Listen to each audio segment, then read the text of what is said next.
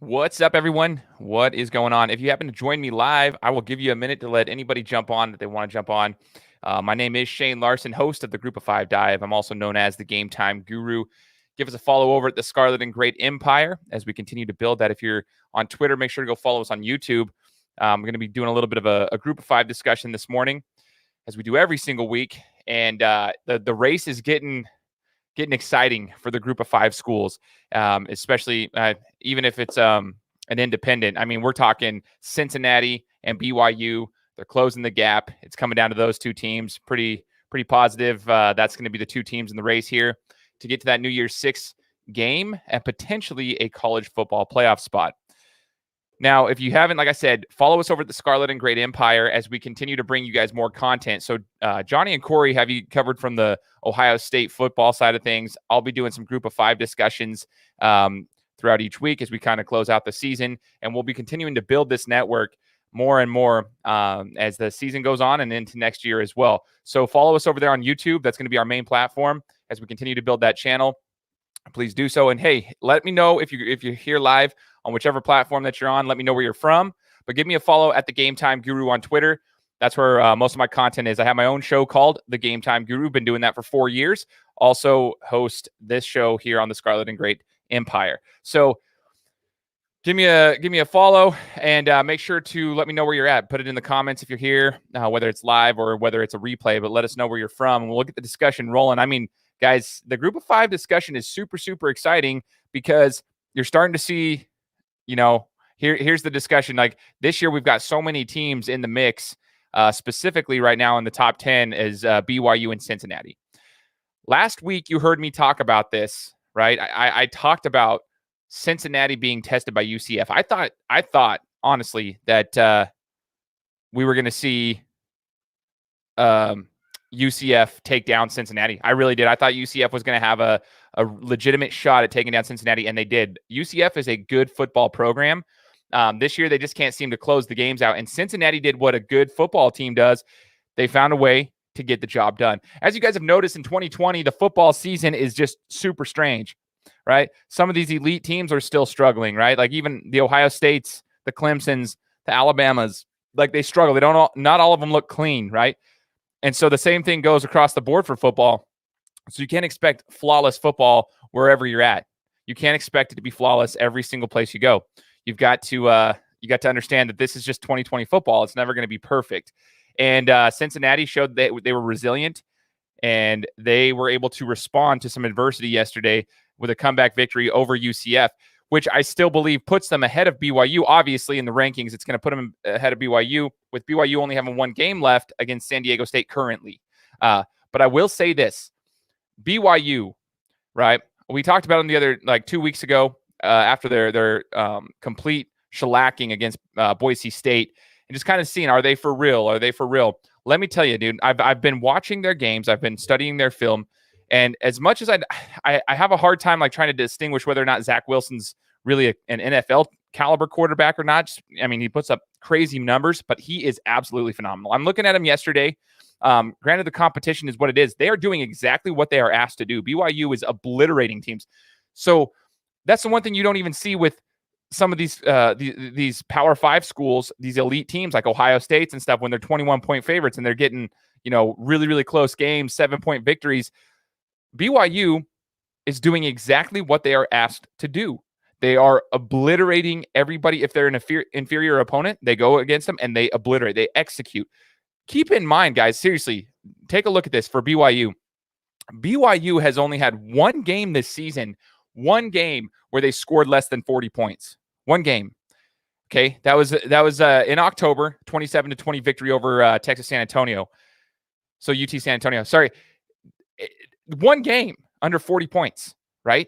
I mean, let's take a look at it. 55, 48, 45, 27, 43, 52, 41, 51, 66. And that is all with Zach Wilson throwing at a 74% completion rate. That is unbelievable. He's almost got 3,000 yards. It's unreal what they're doing. And not only that, it's their defense that's also coming to step up. BYU's defense is showing me that they are an elite defense.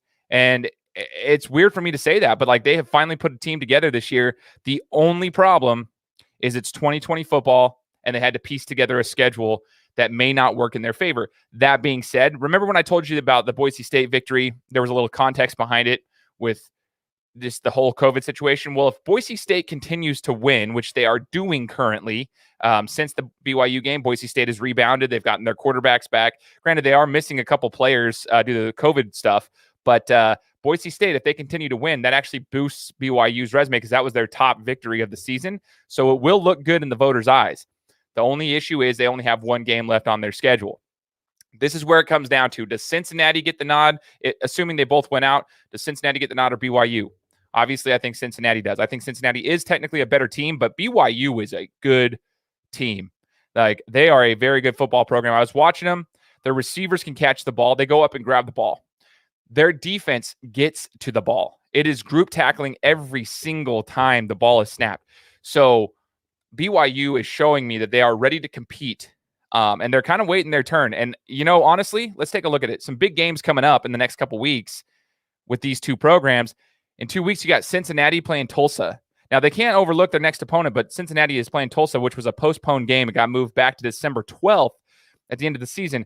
Tulsa, keep an eye on them. They're not going to make the New Year's Six Bowl because their first loss of the season, their first game of the season was a loss, but they are rolling right now, and they're upsetting everybody. I mean, they keep ruining people's seasons. So could it come down to a December 12th matchup where Cincinnati needs to get that victory and keep rolling, and then Tulsa upsets them? Potentially. Keep an eye on that matchup, okay? Keep an eye on that matchup because you don't want to overlook next week's opponent, but that Tulsa-Cincinnati game on December 12th is going to be big time. Now, here's the other teams. Obviously, you got BYU and Cincy. The question that always comes up, could these guys compete with some of the top 4 programs in the country? I mean, you've got Alabama, you've got Notre Dame, you've got Ohio State, and you've got like Clemson and a couple others that trickle in there. But here's the thing. Even as a Buckeyes fan here on the Scarlet and Great Empire, I understand that Ohio State has some massive, massive flaws in their defense. Every team does. Like, Alabama is probably the most well-polished team of the college football rankings, right? They're looking good, right? Alabama looks like they're starting to click, but they have some holes on defense as well. At first, I was like, Cincinnati and BYU, they couldn't compete with these top teams yet. But as I'm watching the season progress, I see that these teams are executing at a very high level. BYU's defense looks phenomenal. I do believe that these two teams, Cincinnati and BYU, could potentially compete. Now, it's hard to say whether or not they would deserve a top 4 spot, because before I was like, who was better between Cincinnati and BYU? That was the discussion, not who would get into the college football playoff and actually compete. But now I'm looking at it and I'm like, guys, BYU and Cincinnati both, I believe, have just as much of a shot as anybody else, because this season is super, super strange at this particular point. Give it another month, who knows, right? If Ohio State somehow figures out how to fill the gaps in on their defensive secondary and everything, all the woes that they have, I think they'll be okay. Same with Clemson, Notre Dame, Alabama. I mean, these teams are elite for a reason, but I'm starting to believe that Cincinnati and BYU could potentially compete with these guys. For those of you who don't understand that, listen, they're rolling. Their quarterbacks are playing well. They faced adversity. They're going well. And BYU, not only are they dominating on offense with a Heisman candidate in Zach Wilson, they are also an amazing physical, fast defense. They don't let a lot of plays go long against them. They group tackle, they get to the ball, and they make sure they stop it when it goes. Like, it's crazy. BYU's looking good. The only thing against them is their schedule, and they only have one game left. However, here comes my next point. I would love to see a Liberty BYU matchup. Two independents that had to piece their schedules together. Now, I know Liberty just took a loss yesterday, devastating loss for them, because Liberty had this awesome season going right now. Guys, if you haven't paid attention to them, Liberty had put 3 ACC schools on the map, didn't take any money, 3 ACC schools on the road. Now, I know they were, lower tier. You're talking Syracuse, Virginia Tech, NC State. Granted, NC State's on a roll right now, but they go in to each one of these places. They beat Syracuse on the road. They beat Virginia Tech, and now they go into NC State, and they lose on a blocked field goal, right? They were in position to win the game. Field goal got blocked. They lose by 1 point. So Liberty was on this, it was a feel-good story of the year. I feel bad for them for yesterday's loss. It was a rough game. They were struggling. They faced some adversity, but then they put themselves in a position to win, and it just didn't work out for them this time like it did against Virginia Tech. But if I could see a Liberty versus BYU matchup, that would be fantastic if somehow, but I know the schedules won't align unless they were to play another week after, but that's when bowl season starts, right? Because BYU's got a December 12th matchup against San Diego State. And then you got Liberty playing in between then, right? So it's tough. They wouldn't be able to match it up, but I would have loved to see those two programs, if it made sense financially and logistically, to be able to play each other. That would have been fantastic because BYU needs another team on the schedule, and they're both independents piecing their schedules together. I would have much rather seen Liberty versus BYU than Liberty and UMass, if you know what I mean. Even if it costs the schools money for travel and whatnot, because that would be a fun matchup. I think BYU would still obliterate them. I'm not discrediting Liberty. I just do think BYU has taken that step up this year to be one of the better teams in the country. Big games to watch coming up, guys. Listen, Liberty versus Coastal Carolina, December 5th. Coastal Carolina. Pay attention. Coastal Carolina is coming out here and having themselves a year. All right. You want to hate on them, Sun Belt, yada, yada. Okay. Listen, they're doing what they're asked to do as well. All right. Doing exactly what they're asked to do. They do have a Big 12 victory over Kansas. Granted, Kansas should be an FCS school, in my opinion, when it comes to football. But they do what they're asked to do, and they're putting up points. All right. Putting up points, doing exactly what they're asked to do. Quarterbacks throwing 68%, completion rate. They are absolutely dominating. And they're fun to watch, man. And yesterday, App State took it to them for a minute. They were competing with them for a minute, but they faced some adversity and they got through it all. That's what I like to see, right? I like to see when a team faces adversity what they're going to do. I mean, they're averaging 37 points a game. Okay, they're putting up points. They get in the end zone. Fourth down efficiency, fantastic. But what I like to look at as well is just how well they play defense. They roll, and then they get their offense back on the field. And that's what I like to see in a team. Coastal Carolina is a fun team to watch. And with some of those teams going down in the top 10, top 15 this week, you got Northwestern who took down Wisconsin. You might see Coastal Carolina move up a little bit, but you've also got, Oregon won, but Georgia Tech at Miami, that got postponed. So maybe Coastal Carolina takes a jump there just based on the schedule alone. Georgia beats Mississippi State in a closer one. So Coastal Carolina, I would expect them to move up. I don't think they break the top 10. Maybe they get to 13 or 12 at this point, just based on the schedules and such. But I do think they move up. They're a fun story to watch. So when you get to the Liberty Coastal Carolina matchup at the end of the season, it might not be, unless like BYU and Cincinnati were to slip up by the end of the year, that Coastal Carolina game with Liberty might not be as exciting as it could have been. But, if somebody slips up, which you never know, it's football, Coastal Carolina could have a big, tough matchup on December 5th against Liberty, and that would be a big one. Good matchup there. Guys, pay attention. This is what brings me to my next point, though. If any season were the season to have an extended playoff, this is it. This is the season where we should have an extended playoff. Why? Because, everyone's going to say, well, every year the fourth seed always gets obliterated minus the year that Ohio State beat Alabama, like in the inaugural season for the college football playoff. I get that. But this year in 2020 is a weird season. Like, every year there's typically like two teams that are elite, and even out of those top four, two or three that can truly compete.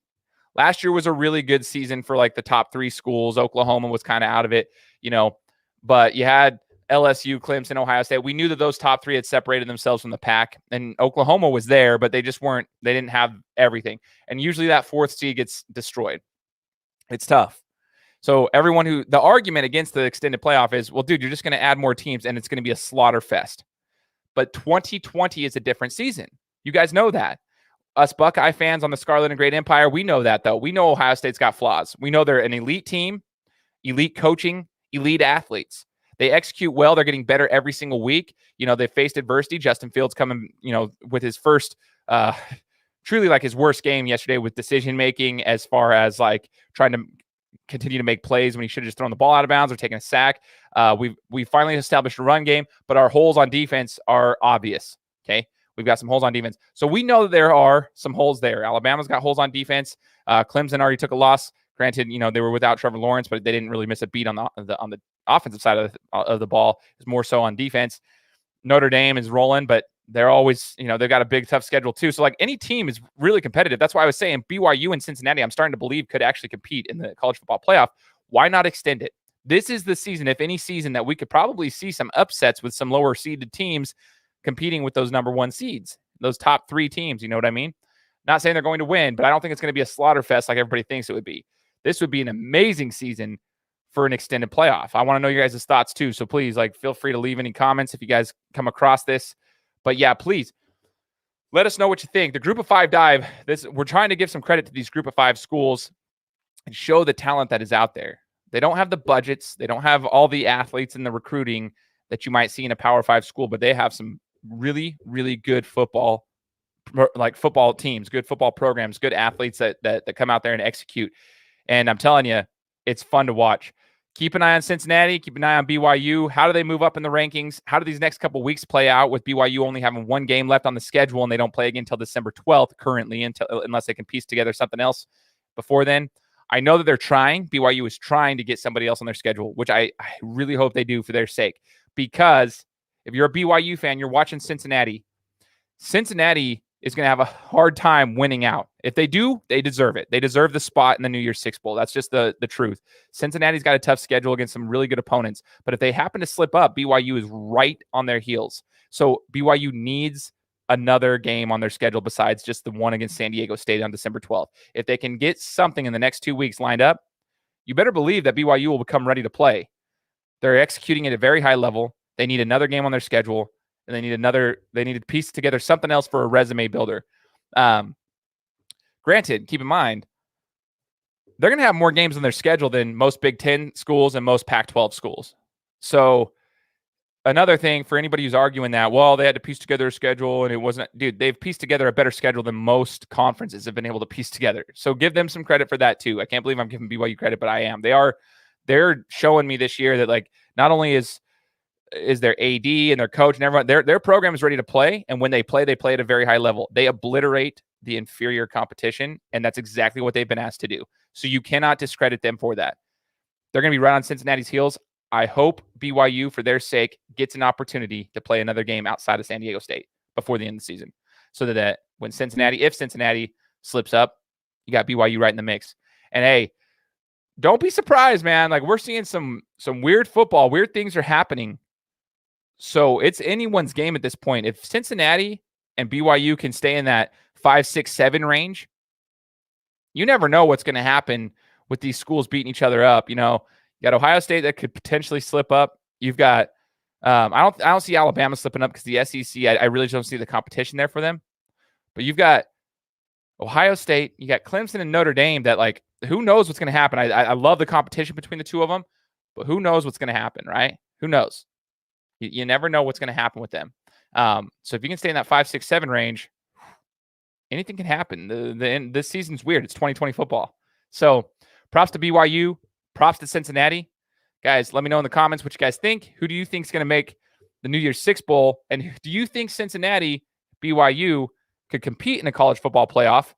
And do you guys think that this would be the perfect year for an extended playoff? Let me know.